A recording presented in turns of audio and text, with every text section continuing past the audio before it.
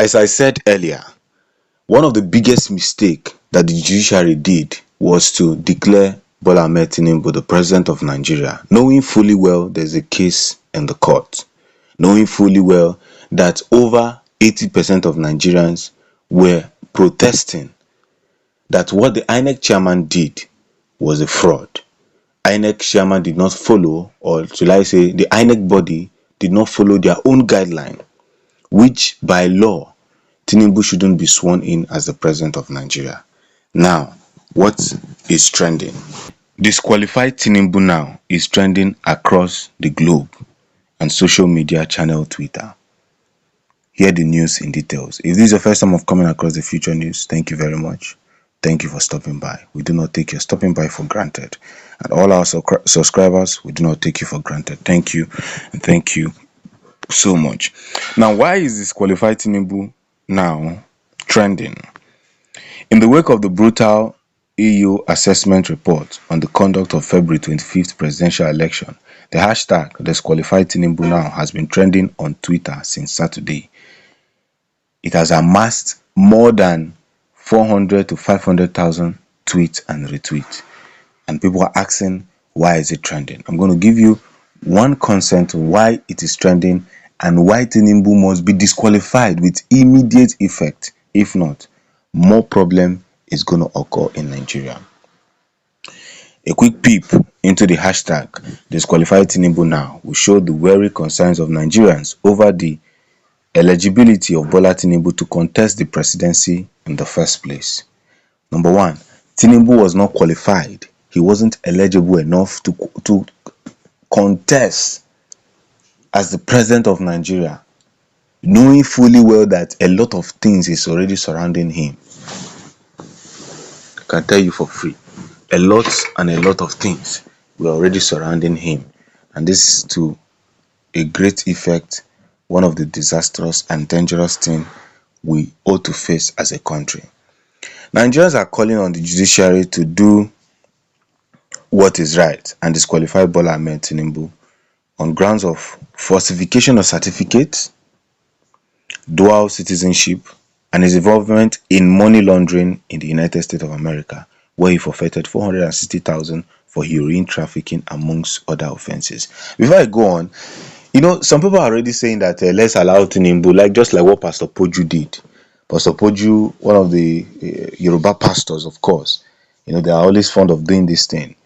I do not have problem with the Yoruba people, of course, because the way I sounded now, some people would think I have a problem with the Yoruba people. No, but I've noticed that most people who are trying to tell Nigerians to move on from this corruption, to keep moving from this laundry, this charm of an election, are mostly the Yoruba pastors. And you can quote me anywhere and I'm going to say it. Now, Pastor Poju came out recently and told his churches that for those who love he even tweeted it, that's the God, and he has been blocking people here and there. He has blocked so many people on Twitter. If you try to counter what, I wonder how being a Christian works if you cannot take criticism. So if you come to him to criticize his tweet over what he said, I quote, "We should move on. Those who love Nigeria, we should move on, and we shouldn't carry the pains of the past and all that. Let's just move on. Let's continue with the corrupt president who find himself through the corrupt order." This is the problem with the church, and that is why Christianity is taken for granted in Nigeria. I can tell you with full fact, some people have already stopped going to church because they don't know the shepherd who is supposed to be shepherding the sheep have already gone astray. So if somebody like Pastor Poju is coming out to tell people to move on, it is shameless, it is uncalled for, and it's something that everybody must criticize. And he has been blocking people here and there and here and all that. But along the line, the truth must be unraveled. Now, to continue, remember that Nigerians are calling on the judiciary to do what is right and disqualify Bola Ahmed Tinubu on grounds of falsification of certificates, dual citizenship, and his involvement in money laundering in the United States of America, where he forfeited 460,000 for heroin trafficking, amongst other offenses.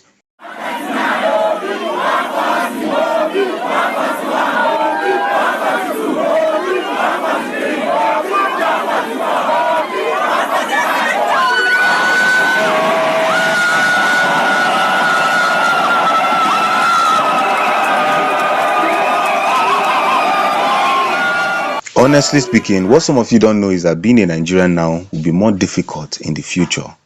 If you are coming with Nigerian passport, anyway you are seen as a Nigerian, you're already a threat to a country because number one, a man who is a drug trafficker is your president. You don't understand the calamity that you have caused for your children.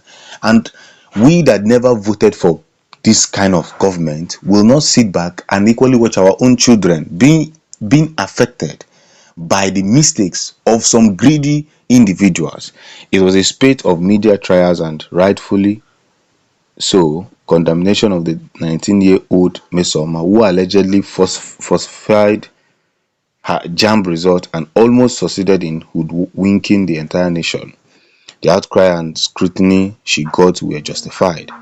But the question Nigerians are asking is if the law treats everyone equally, if Mesoma could get a 3-year ban from JAMB, why should a man with all the dubious record of Tinubu be allowed to contest for the highest position in the land? An investigative journalist and the man who is responsible for exposing most of the shady characters of Tinubu, most of you know him, David Hundeyin, said in a tweet, Tyron from Chicago South Side can spend all his money and deploy all his media assets to push all the propaganda he wants. He will never be anything more than Bola Ahmed Tinubu, the drug peddling, degenerated and forgery merchant. He is not my president. Disqualify Tinubu now. Another prominent Twitter handle, JP General said INEC failed to follow its own guideline in the conduct of the 2023 presidential election. The polling unit level results were not transmitted to IREF in real time as promised by the umpire. What happened on February 25th was a selection, not an election. So now, no this and no peace. You see, we have been left with a lot of things, a lot of difficulties in this very election. INEC chairman Mahmood, who really caused this problem, is parading himself as a god, and he can't even, no judge dare summons him, no judge, no court dares summons him. This is the country each and every one of you are clapping for your failed leaders. A country that the rich is bigger than the poor, once you are poor, the law is made for the poor. We are talking about Miss Soma who forged her results, who they claim forged her result or added more numbers to her JAMB result. The way Nigerians followed that girl and the way DSS and JAMB and everybody was against that girl, and they claimed that justice was served, and at the end of the day noticed that she added most numbers to her result. Now we have a sitting president. You don't know how painful it is as a Nigerian. You have a sitting president. My God. Nigerians have just made the biggest mistake. Most Nigerians have made the biggest mistake by putting this man in seat. What we are only calling is that the judiciary must do the needful now that there is time now to grant justice to who justice is due. Thank you for supporting the Future News. I hope this is informative enough. Peace.